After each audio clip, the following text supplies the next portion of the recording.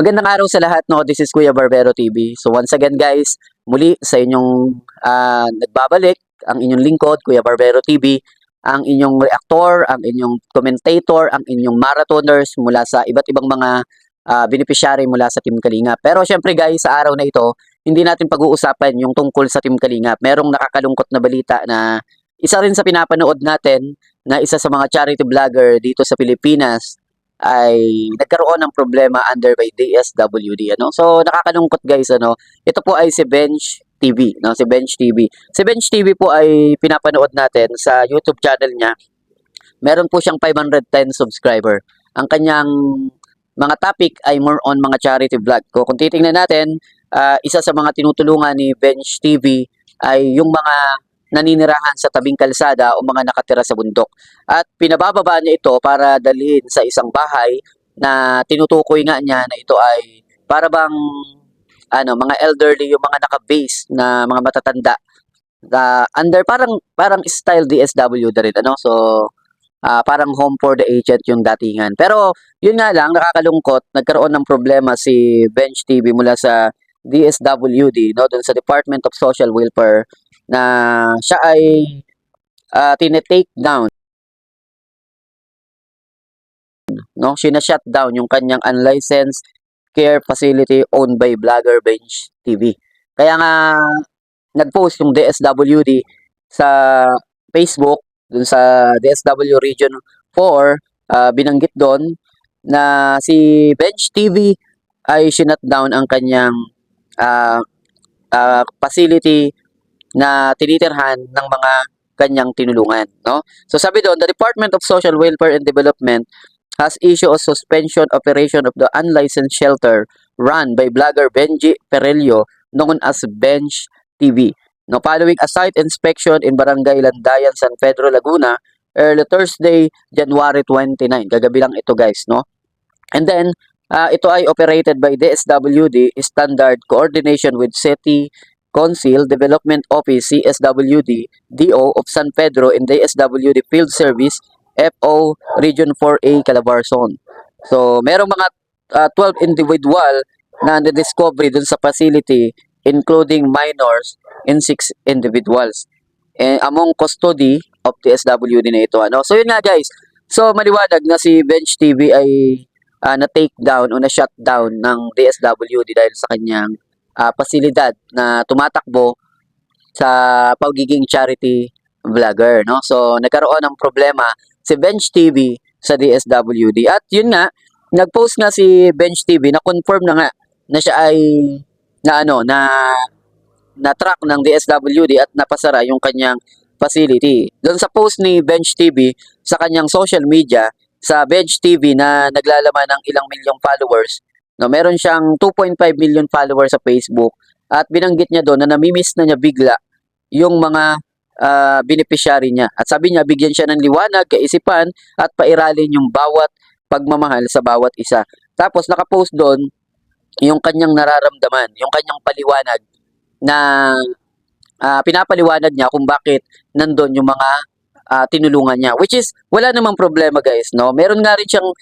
pinost, sabi niya ni Bench TV, hindi ko alam kung ano yung pakiramdam o nararamdaman ko ngayon na pamahal na kami sa kanila. Sobrang sakit. Kinuha nyo lang sila ng mabilis, pero kami yung nag-alaga sa kanila ng matagal at pilit inayos yung kanilang buhay, at ang hirap makita na umiiyak sila dahil napapalayo sila sa amin. Sabi ni Bench TV, tama po ba yung ganito? Gumagawa kami ng mabuti, pero sa batas, mali, permit muna bago tumulong. Bawal din ba kaming mag-rescue dahil hindi daw pwede mag-rescue dahil wala daw kaming permit? Nais lang namin na tumulong sa puso namin. Yon, pero trabaho lang. Sobrang sakit sa amin, hindi namin sila kaano-ano. Ba't yung mga nasa kalsada, napakalat-kalat, ayaw nyo pansinin? Ba't yung mga nasa maayos na pangangalaga namin, napapansin nyo? Oo, natulong kami kasama ang social media, pero malaking bagay ito para mapadali ang paghahanap sa pamilya nila, at napakadami nyo pang kasama na pumunta dito na parang may nagawa kaming kasalanan, umiiyak sila dahil sa pagmamahal na nararamdaman nila sa amin, sa Pinas lang yung permit bago tumulong. So yun nga guys, no, nakakalungkot isipin nga naman sa reaksyon natin ito na bakit kailangan palaging permit bago tumulong. Which is bakit ang daming nasa kalsada, ang daming pagala-gala, ang daming nakatira sa sidewalk, At yung iba nag-i-squatter pa, yung iba naman nakatira lang sa mga labas ng mga tindahan, natutulog, nakasako, o minsan kumakain na nasa lapag sa labas. Yun nga, hindi napapansin ito ng DSWD. Which is my points naman si Bench TV, ano, bakit kailangan na yung mga tinulungan na inilagay sa maayos na lugar, nilagay sa bahay, pinakain, binihisan, at ginawang malinis, at ngayon ay nagiging okay na at nahahanap na ng kanilang pamilya, so sila pa nga naman yung napapansin.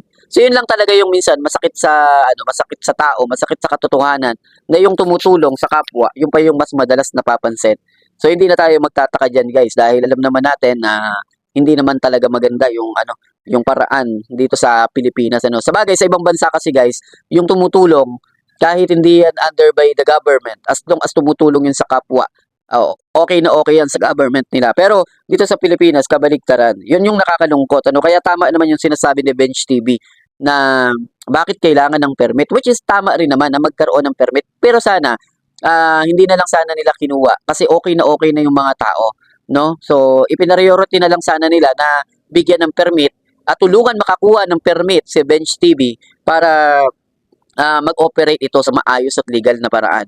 So parehas naman sana na may points, ano. Halimbawa si Bench TV may points din naman, pwede naman sanang i-operate na lang ito, pero tulungan din sana sila na makakuha ng permit, no? So sana ganoon na lang yung ginawa ng DSWD, ano. Yun nga lang, dahil nga sa ito ay government, no, yun nga, wala tayong magagawa dahil sila yung nasa batas at yun yung tama sa paningin ng, yun yung nakalagay sa gobyerno natin at sa pamahalaan ng Pilipinas. So wala tayong magagawa diyan, ano. Pero ang isa sa nakakalungkot na realidad ng buhay ay yung tumutulong na nga ang isang tao, yung pa yung nakikita ng iba. So sana, guys, wag tayong maging crab mentality, ano.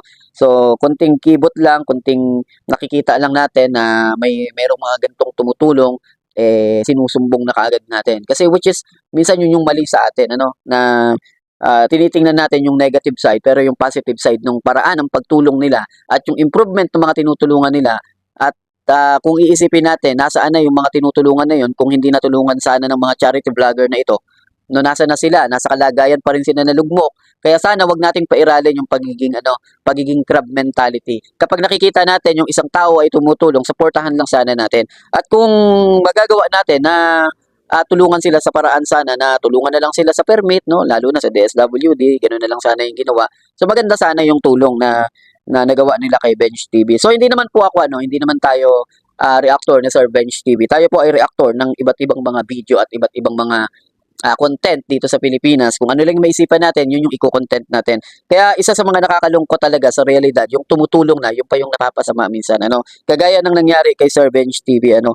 At yun nga, guys, maliwanag lang na ang isa sa pinapanood natin sa Bench TV, kung kayo po ay nanonood kay Bench TV, kagaya rin po yan ng mga charity vlogger na sinusuportahan natin, ano. Kaya eto nga lang, nagkaroon si Bench TV ng facility na doon niya talaga dinadala, no, compare sa Team Kalingap na wala sa loob ng bahay or wala sa walang walang ganito si Kalingap Rob na facility na kagaya ng ginawa ni Sir Bench TV. Yung kay Kalingap Rob kasi ito ay merong permit, own charity Kalingap, meron siyang permit at operated ito ng Team Kalingap sa pumuno ni Kuya Val.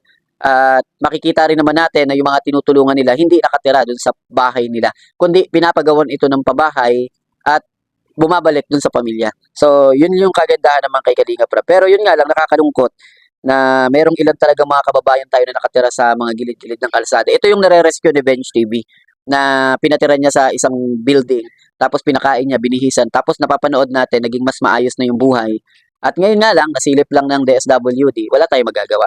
Yun yung mga update natin ngayon, guys, sa video natin ito. Kung may time kayo, guys, tingnan nyo rin yung video ni Bench TV. Mapapanood nyo dyan yung iba't ibang charity niya mula sa pagkuha ng mga tao sa bundok, pagkukup ng mga bata, matanda, may mga sakit, may mga kapansanan na dinadala niya sa facility niya at pinapakain at binibihisan. So, yun lang, guys. Yun nga pala, guys, no? Gusto ni Kuya Barbero na sabihin sa inyo na sana suportahan nyo yung ating munting channel at tulungan din tayo na makapag-gain ng maraming subscriber at ganun din, ma-share din po yung ating video. At thank you so much and bye-bye.